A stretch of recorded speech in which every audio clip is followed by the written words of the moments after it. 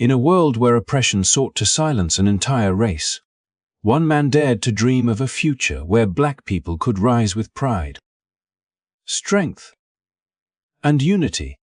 Marcus Garvey was not born into privilege. He witnessed firsthand the harsh realities faced by black communities in the Americas, from systemic racism to violent discrimination. Yet, rather than succumb to despair, he channeled his anger, frustration, and determination into a vision that would inspire millions. Garvey believed that every person of African descent had the right to self-determination, to claim their history, to celebrate their culture, and to take control of their destiny.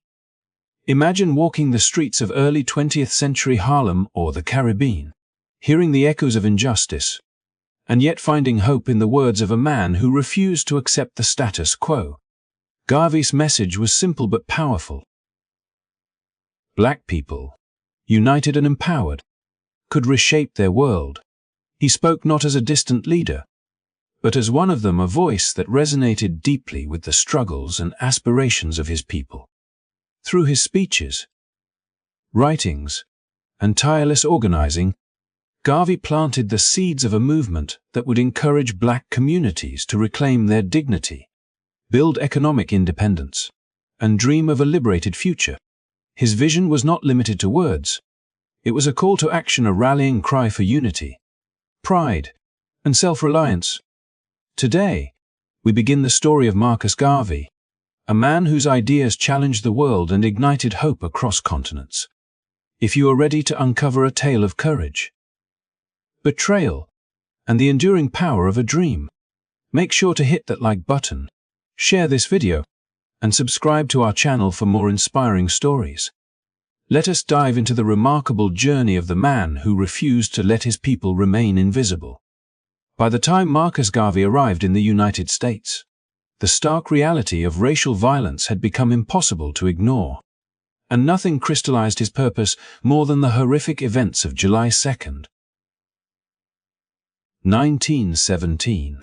In East Louis, the city erupted in a wave of brutal racial violence, one of the deadliest episodes the country had ever witnessed, leaving scores of African Americans dead and countless homes burned to the ground, many with families trapped inside. Garvey had already observed the indignities suffered by black communities across the Americas. But the East Louis massacre revealed a grim truth. The threat to black lives and dignity was not merely social or economic. It was lethal, and the institutions meant to protect citizens often stood idle in the face of such violence. The images of charred homes, terrified children, and desperate families seared themselves into Garvey's consciousness. But they did not break him. Instead, they became a call to action, a moment of awakening that transformed his philosophy from one of cultural pride and education into a mission demanding practical, organized, and collective action. He recognized that symbolic gestures and appeals for integration, while important, were insufficient against a world that had been structured to marginalize black people. The massacre was proof that the safety, prosperity, and dignity of his people could never be entrusted to the goodwill of others. It had to be cultivated through unity, self-reliance, and empowerment. In Harlem, Garvey began to speak with a new urgency, his voice resonating with a radical clarity that stirred the hearts of all who listened. He painted a vision of black people as an interconnected community capable of self-determination, insisting that their destiny would be defined not by the prejudices of the powerful but by their collective action and shared purpose. No longer merely a dreamer advocating for awareness, Garvey became a strategist, urging people to organize, to develop financial independence, and to create institutions that would serve the needs of their own communities, rather than rely on the approval or cooperation of a society that had repeatedly betrayed them. Garvey's rhetoric was not just motivational, it was a blueprint for survival. He emphasized that black people had to cultivate strength in every dimension: economic, social, and political, because without tangible power, aspirations for justice and equality remained fragile. His response to the East Louiscar extended beyond words. He began mobilizing local communities, establishing networks of support, and cultivating a sense of pride and accountability that transformed despair into determination. Every story of suffering became fuel for action, and every act of violence a reminder that collective empowerment was not optional but essential. Through this crucible of tragedy, Garvey's vision crystallized into something both profound and practical. A movement in which unity was the currency of survival, culture was the compass guiding purpose, and economic strength was the tool to reclaim dignity. The massacre, though horrifying, illuminated the path forward. It revealed the urgency of organizing black communities into a force capable of protecting itself, asserting its value, and shaping its own future. Garvey understood that the liberation of his people could not be postponed or delegated, for the world would not pause to grant it. The East Louis tragedy became the defining catalyst that transformed Marcus Garvey from a voice of hope into a leader of action, igniting a movement that would inspire generations to take ownership of their destiny, bound together by the unyielding conviction that survival, empowerment, and pride could only be achieved through collective strength. In the wake of the East Louis massacre and countless other indignities suffered by black communities, Marcus Garvey understood that words alone could not secure the dignity, safety, or prosperity of his people. Action, organization, and tangible empowerment were essential. It was in this crucible of urgency and aspiration that the Universal Negro Improvement Association, or UNIA, was born, not as a fleeting organization, but as a comprehensive movement designed to reshape the very foundations of black identity and collective capability. From the outset, Garvey envisioned the UNIA as more than a club or a society. It was to be a living, breathing network that touched every aspect of community life, a place where pride, education, and practical skills could flourish in tandem. Equipping men, women, and youth alike to participate in the transformation of their own destinies. Garvey's genius lay in the way he structured the UNIA, creating divisions that spoke directly to the varied needs and potentials of his people. For men, there was the African Legion, a disciplined and organized body that instilled a sense of responsibility, courage, and leadership. For young people, the Juvenile Division offered mentorship, education, and a channel to cultivate both pride and practical skills from an early age. And for women, roles in the Black Cross nurses and other divisions provided dignity, authority, and a framework for contributing to both the community's health and its social advancement. These divisions were not arbitrary. They reflected Garvey's understanding that empowerment must be holistic, inclusive, and structured, offering each individual a place of purpose and respect, while reinforcing the interconnectedness of the larger movement. Beyond organizational structure, the UNIA became a canvas for Garvey's broader vision of cultural and racial pride. Members wore uniforms, displayed banners, and carried flags designed by Garvey himself, symbols that transformed ordinary citizens into visible representations of dignity and unity. The act of participation, of wearing the colors and marching in parades, was itself an exercise in psychological empowerment, instilling confidence and self-respect while sending a clear message to the wider world that black people were organized, purposeful, and capable of collective achievement. Every member, whether a janitor, a student, or a professional, became a living testament to Garvey's belief that black people could define themselves, claim their history, and aspire to greatness. Through the UNIA, Garvey was not simply creating an organization. He was nurturing a movement that combined ideology with action, pride with practical skill, and symbolism with tangible achievement. He understood that to uplift a people who had been systematically oppressed required both vision and infrastructure. That pride unaccompanied by opportunity would be insufficient, and that opportunity unanchored by unity and identity would falter. The UNIA embodied all of these elements, transforming despair into possibility, fragmentation into community, and isolation into collective power, by fostering networks that were disciplined, inclusive, and strategically oriented. Garvey positioned the UNIA as the foundation for a self-sufficient black society capable of economic, social, and cultural advancement. It became a space where the seeds of leadership could grow, where ordinary individuals could cultivate extraordinary confidence, and where the dream of self-determination could move steadily from abstract vision into concrete reality. In every meeting, every march, and every flag flown, the UNIA carried forward Garvey's conviction that black people, united and empowered, could reclaim their dignity, build their own institutions, and chart a course toward a future defined not by oppression, but by pride, resilience, and shared purpose. Marcus Garvey recognized that pride and unity, while essential, could only carry a people so far without the backbone of economic power.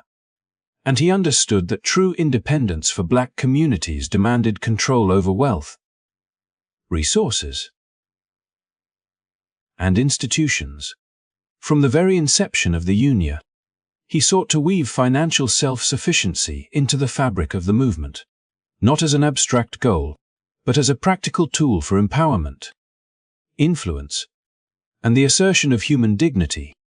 He believed that without economic strength, the dreams of liberation, political influence, and cultural pride would remain vulnerable to the whims and prejudices of others. And so he set out to create an infrastructure through which black people could assert control over their own destinies. Garvey's vision extended far beyond symbolic victories. It was tangible, rooted in the creation of businesses, newspapers, and investment funds that would circulate wealth within the black community and establish an enduring foundation for power. The Negro World newspaper, launched under his guidance, was not only a platform for news and education, but also a vehicle for demonstrating that black-led enterprises could be both commercially viable and socially transformative. Garvey understood that financial independence was not simply about accumulation of money, but about the capacity to influence the broader society, to make decisions that affected lives without reliance on institutions historically built to exclude or exploit black people. With the establishment of the Black Star Line, Garvey sought to create a worldwide network of steamships, envisioning a system that would transport goods, foster commerce, and eventually provide passage for those choosing to return to Africa, thereby linking economic independence with a broader vision of political and cultural self-determination. He encouraged the community to invest directly, selling shares to ordinary citizens, allowing them to participate in the building of institutions that belonged to them and would serve their interests.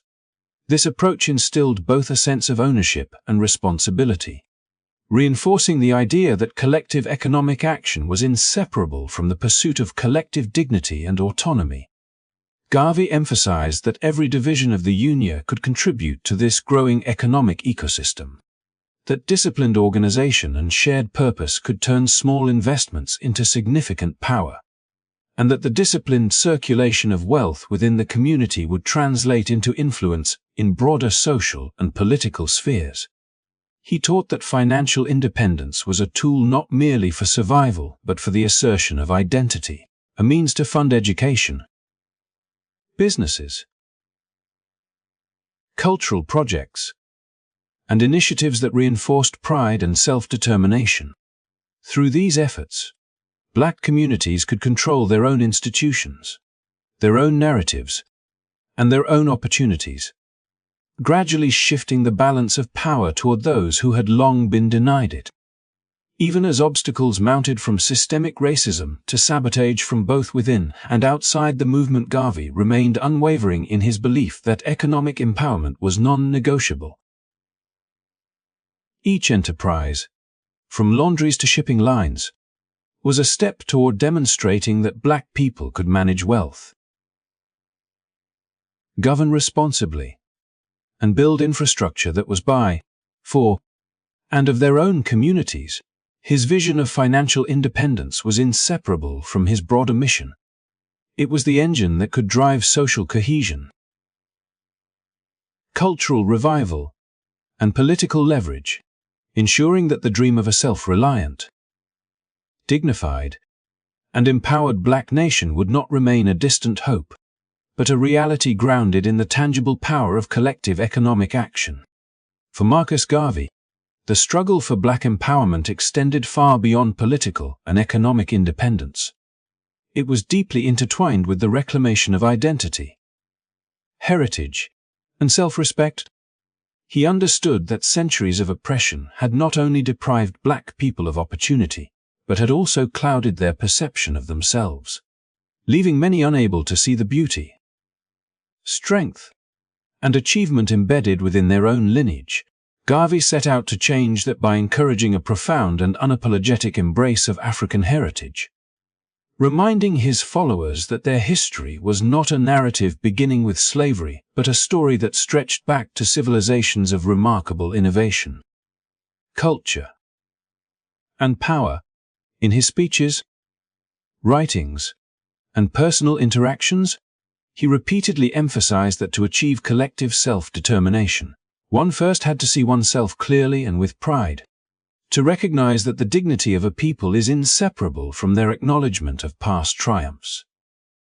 He invited black people to celebrate not only the grandeur of ancient African kingdoms but also the intellectual, artistic, and scientific contributions of their ancestors, cultivating a sense of continuity and purpose that transcended the limitations imposed by centuries of marginalization. Through the UNIA, Garvey made African heritage visible and tangible. Parades, uniforms, and flags became more than symbols, they were declarations of identity, asserting that black people could honor their roots while striving toward a future defined by agency and achievement.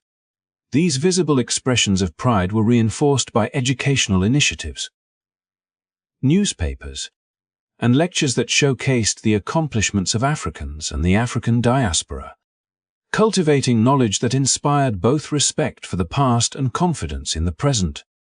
Garvey also emphasized physical and personal dignity, recognizing that self-respect manifested in how one carried oneself, interacted with others, and presented to the world.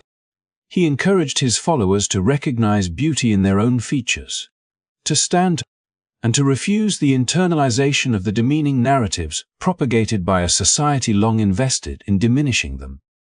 By instilling this awareness, he sought to create a foundation of psychological resilience that would empower individuals to engage fully in economic, social, and political endeavors.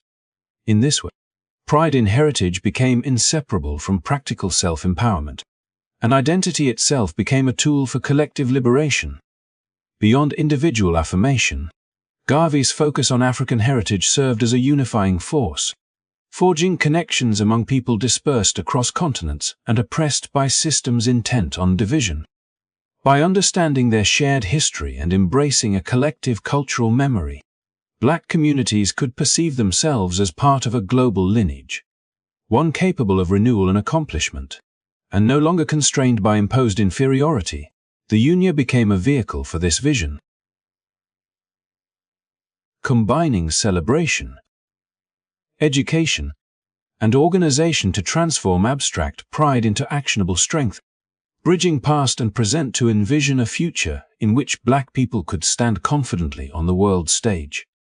Through this cultivation of historical consciousness and cultural pride, Garvey sought to instill hope, self-worth, and a sense of purpose, reinforcing the idea that liberation was not merely the absence of oppression, but the active reclamation of identity, narrative, and destiny.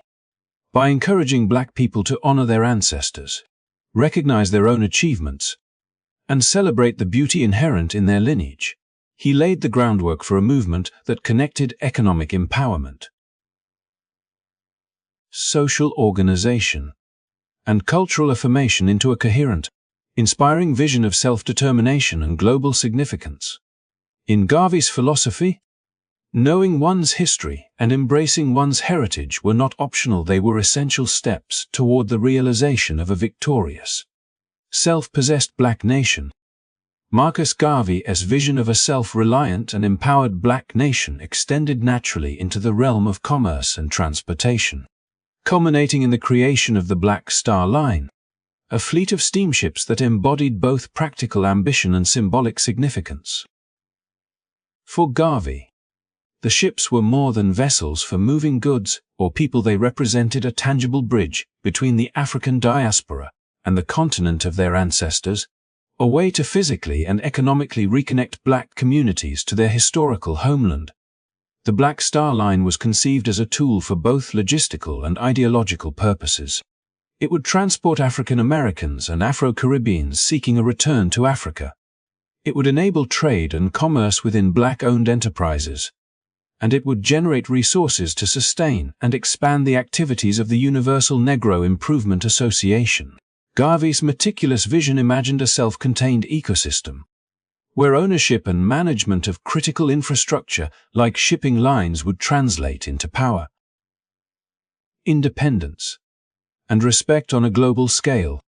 From the outset, Garvey approached the Black Star Line with the same zeal he applied to all his projects, insisting on raising capital through community support and stock purchases that allowed ordinary black people to take a stake in their collective future. Every share purchased was not just an investment but an act of participation in a larger mission, a commitment to economic empowerment, racial pride, and the reclamation of agency in a world that had long denied black people access to such opportunities. The fleet became a living emblem of what Garvey called power through self-sufficiency, demonstrating that when black communities controlled their own means of production and transport, they could exert influence over their destinies, create wealth, and challenge systems designed to keep them dependent. The Black Star Line also served as a platform for education and morale building. Garvey's speeches,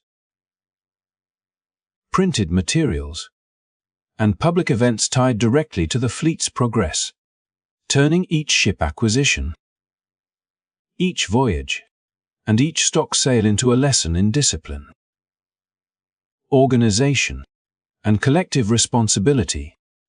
Supporters who engaged with the line were not merely investors, they were participants in a movement that taught them the mechanics of commerce, the importance of financial literacy, and the value of strategic planning. It was a living classroom in economic empowerment, where people learned that their contributions could ripple outwards to create tangible outcomes. Ships sailing under the red, black, and green flag symbolized not only ambition but the realization of a shared dream. Despite the idealism and dedication behind the Black Star Line, the venture faced formidable challenges, including inexperienced management, sabotage, and systemic opposition from external forces resistant to black progress.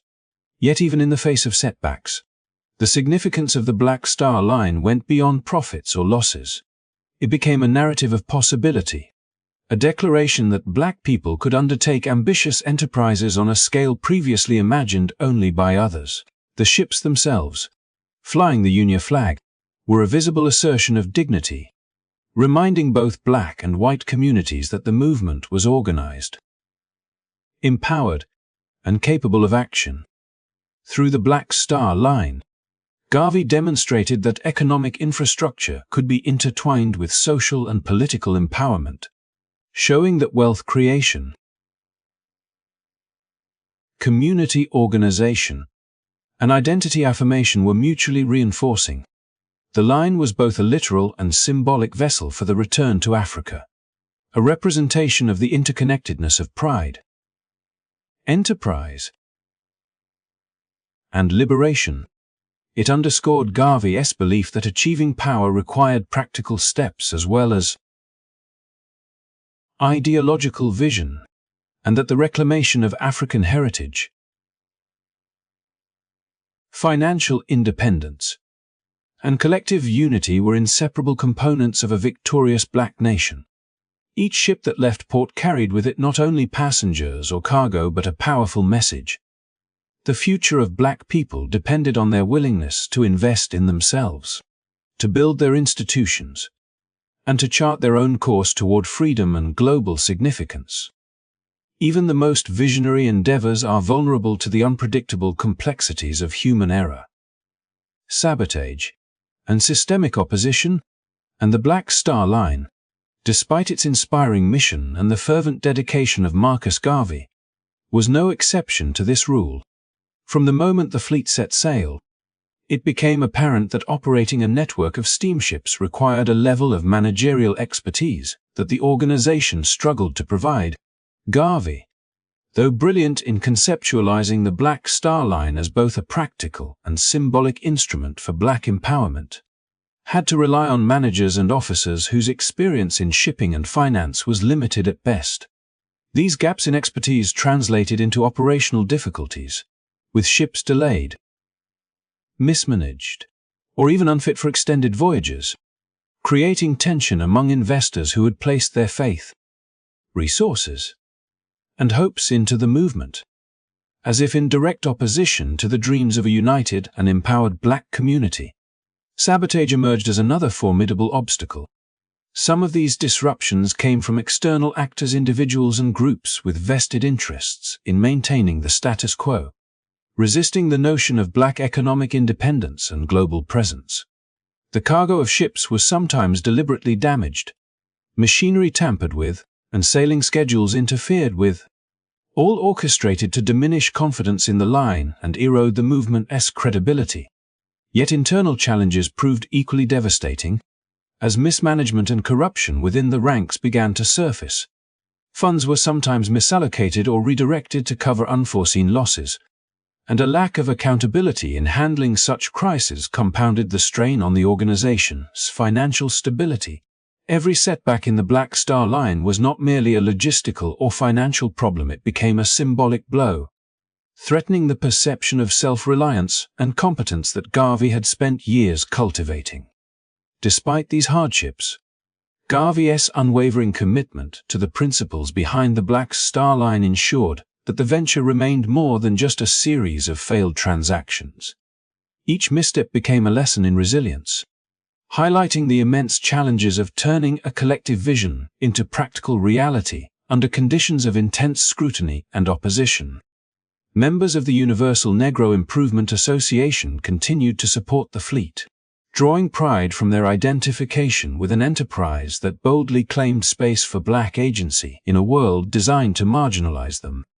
Even as ships floundered or investments failed to yield the anticipated returns, the Black Star Line served as a powerful narrative vehicle, communicating the necessity of skill, preparation, and vigilance in any effort aimed at reclaiming power and autonomy.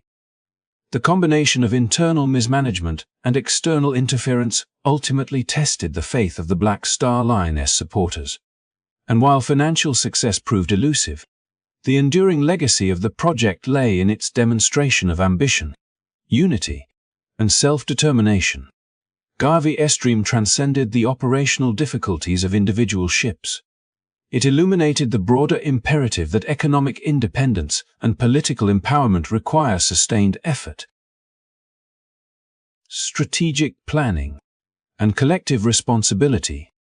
In many, the struggles of the Black Star Line mirrored the struggles of the black community at large, navigating systemic obstacles, confronting sabotage from both within and without, and striving toward empowerment despite setbacks that could have easily disheartened the most determined of visionaries. Ultimately, the trials faced by the Black Star Line underscored a critical truth in Garvey's philosophy. Vision alone is insufficient without competent execution, and progress is always vulnerable to sabotage and mismanagement. The line's turbulent journey illustrated that the path to self-determination is fraught with both visible and hidden challenges, and the ability of a community to survive and thrive depends not only on courage and ideals but also on practical wisdom. Accountability. and resilience. In reflecting on the Black Star Line, one sees both the soaring aspirations and the harsh realities that accompany efforts to reshape history, reclaim identity, and assert independence in the face of relentless opposition. Even as Marcus Garvey's vision for a united and empowered black community gained momentum, he faced opposition not only from external forces determined to maintain racial hierarchies but also from within his own community, where influential figures feared the radical implications of his ideas. E.B., a towering intellectual and leader of the National Association for the Advancement of Colored People, became one of Garvey's most vocal critics, questioning both the feasibility and the prudence of the Back to Africa movement. Du Bois and his allies argued that Garvey's separatist philosophy was overly idealistic, potentially isolating black Americans rather than integrating them into broader societal advancements. Yet beneath the veneer of concern for prudence lay deeper tensions. Du Bois and others were aligned with organizations where white influence remained significant, and Garvey's insistence on self-reliance and economic independence directly challenged a model of black progress that relied on negotiation and collaboration with established power structures. Garvey, aware of these dynamics, found that opposition took multiple forms. Articles and editorials appeared in black and white newspapers alike, portraying him as a charlatan, accusing him of mismanaging funds, and painting his ambitious dreams as dangerous fantasies. These narratives were magnified by the media, which depicted the Back to Africa movement as impractical, encouraging skepticism among potential supporters. Meanwhile, Garvey's detractors did more than criticize on paper. They actively interfered with his initiatives, using personal and political influence to obstruct the growth of his organizations and to disrupt the financial and operational stability of the Black Star Line. Every attempt to raise funds or recruit followers was shadowed by campaigns designed to sow doubt, manipulate public perception, and diminish trust in his leadership. Complicating matters further was the involvement of government agencies, which viewed Garvey's international outreach and mass mobilization with suspicion, particularly in an era when global political unrest and fears of radical movements ran high. Surveillance networks monitored his correspondence, his speeches, and the activities of the Universal Negro Improvement Association, creating an atmosphere of constant scrutiny. The U.S. authorities, while ostensibly concerned with legal compliance, worked in tandem with broader societal forces to ensure that Garvey's message of empowerment faced relentless obstruction. Informants within black communities reported on his movements and plans, creating internal fractures and fostering an environment where even loyal supporters had to navigate the challenges of suspicion and uncertainty. These layers of opposition, both internal and external, did not just threaten Garvey's operational plans. They challenged the philosophical underpinnings of his movement, attempting to erode the hope, pride, and confidence he had worked so tirelessly to instill in his followers. Yet, despite these pressures, Garvey maintained a steadfast commitment to his vision, understanding that the journey toward autonomy and collective empowerment would inevitably encounter resistance. He recognized that forces seeking to maintain systemic control would never passively allow a black-led initiative to flourish unchecked, and that leadership required not only inspiration but strategic resilience against coordinated campaigns of undermining. The conflict between Garvey and figures like Du Bois, alongside government interference, provides a window into the complex interplay of power, ideology, and loyalty within the struggle for black liberation. It demonstrates that visionary movements, no matter how noble or well-intentioned, must contend not only with structural oppression, but also with opposition from those who fear a shift in the balance of influence, whether from rival leaders, political institutions, or entrenched societal interests.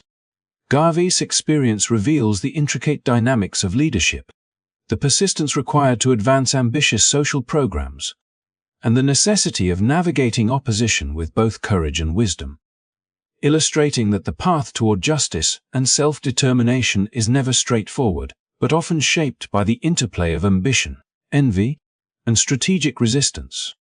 In examining this chapter of history, one sees that the forces arrayed against Garvey were formidable and multifaceted, yet his enduring legacy rests on the principles he championed: unity, pride, and empowerment, and the unwavering belief that a community determined to shape its destiny must persist, even when confronted with orchestrated campaigns of doubt and disruption.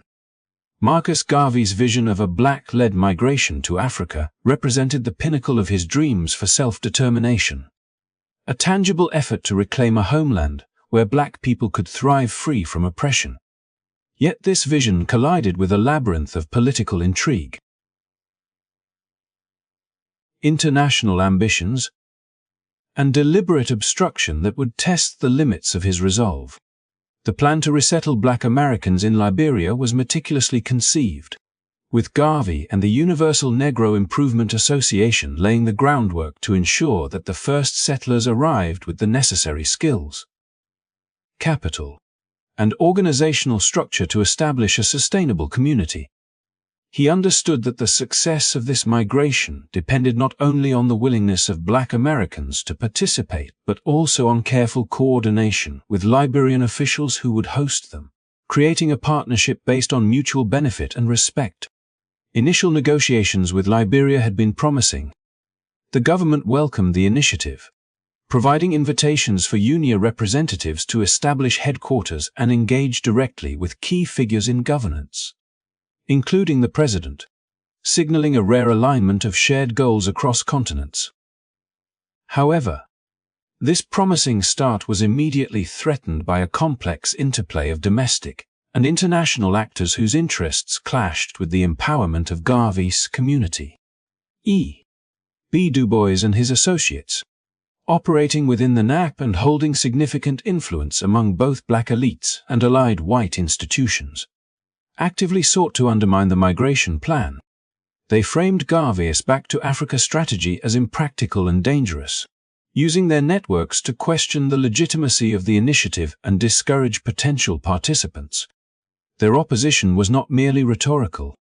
Du Bois leveraged diplomatic channels and personal relationships to sway Liberian officials, casting doubt on the feasibility of Garvey's proposals and creating pressure that would later result in the abrupt deportation of UNIA engineers and experts who had arrived in Liberia to prepare for the migration. This sudden obstruction shattered months of planning, leaving Garvey and his followers in a precarious position while signaling to the broader black community that the movement faced formidable internal resistance. International interests compounded the difficulties, as colonial powers and global economic actors viewed a self-sufficient black nation as a potential threat to existing hierarchies of control and trade. Liberia, while nominally independent, was not immune to the influence of European and American agendas, and the delicate balance between sovereignty and foreign pressure meant that any initiative that appeared to challenge established power structures was vulnerable to interference. Ships, funds, and resources intended for the migration were impeded or diverted, while political maneuvering within Liberia itself, influenced by alliances with foreign powers and figures like Du Bois, resulted in administrative decisions that effectively blocked the settlement process. Each obstacle highlighted the intricate web of global politics and racial dynamics that Garvey had to navigate, underscoring the reality that a visionary plan alone was insufficient to guarantee success, without the ability to counter entrenched opposition. Meanwhile, the U.S. government, already wary of Garvey's influence on the domestic black population, intensified scrutiny of his operations and correspondence. Surveillance, coupled with legal challenges and accusations of financial mismanagement, created additional pressure on the UNIA and its members, ensuring that Garvey's ability to marshal resources for Liberia was continually hampered. Every shipment delayed, every official rebuffed, and every investor discouraged by doubt or propaganda added layers of complexity to an already ambitious endeavor. Garvey recognized these forces not as mere accidents of misfortune, but as coordinated resistance designed to prevent the establishment of a black-led economic and political foothold in Africa. Despite these setbacks, Garvey remained committed to his principles, understanding that the effort to reclaim agency and dignity for black people was larger than any single campaign or obstacle.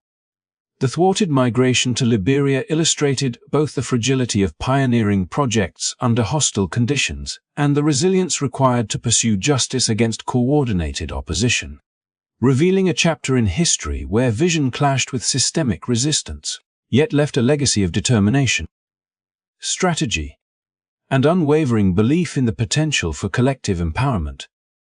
As Marcus Garvey's dreams of a victorious black nation faced relentless opposition, betrayal from within, and legal persecution, the resilience of his vision remained unshaken, and the echoes of his ideas continue to resonate across generations.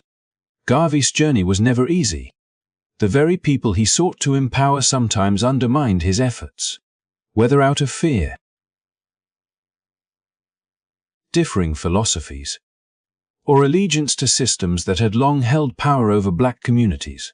Figures like E.B. Du Bois, influential leaders, and various government agencies challenged him at every turn, casting doubt on his initiatives and questioning the feasibility of his ambitions. Yet, even amid these obstacles, Garvey's unwavering commitment to black unity, pride, and self-determination forged a movement that was larger than any single setback or defeat. Through the Universal Negro Improvement Association, the Black Star Line, and his tireless promotion of African heritage, Garvey created a blueprint for empowerment that transcended geography and circumstance. He reminded black people of the value of their history,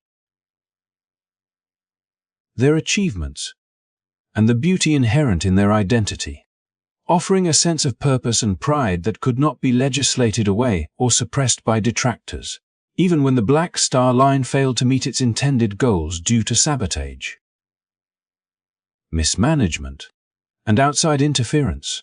The lessons learned about economic independence,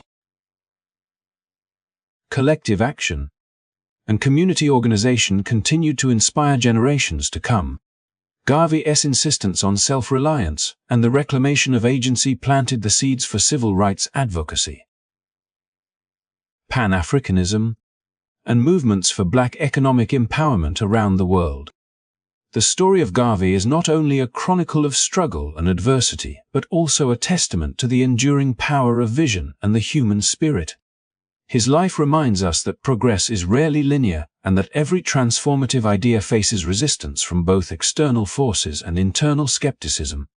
Yet, even in the face of betrayal and legal battles, Garvey's message of hope, pride, and collective strength has endured, shaping the consciousness of millions of people across the African diaspora. It teaches us that leadership is not measured solely by immediate success, but by the lasting influence of ideas and the inspiration they provide to others who continue the work of building a more just and equitable world. As we reflect on Marcus Garvey's extraordinary contributions, let us honor his legacy by embracing the principles he championed: unity among people of African descent, pride in our shared heritage, and the courage to pursue empowerment despite obstacles. His life is a reminder that even when forces seek to diminish a movement, the spirit of its ideals can endure far beyond the trials of any individual. Thank you for joining us on this journey through history. And if you found Garvey's story as inspiring as we did, please like this video, share it with friends and family, and subscribe to our channel to continue exploring the stories that shaped the world. Together, we can keep the lessons of courage, vision, and perseverance alive, carrying forward the fire that leaders like Marcus Garvey ignited for generations past, present, and future.